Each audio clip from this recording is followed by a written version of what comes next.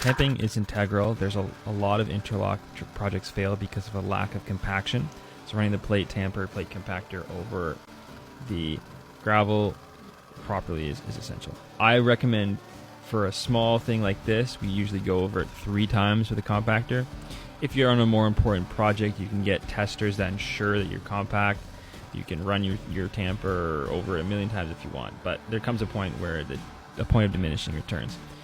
This project here, against the asphalt, there was almost no sinking, so we barely added any material and didn't really put a lot of effort into tamping there because there wasn't really anything to compact. It was already been settled for 30, 40 years.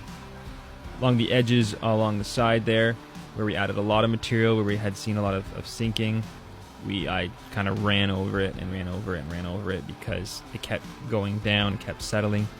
It was probably settling the soil underneath, not just the gravel.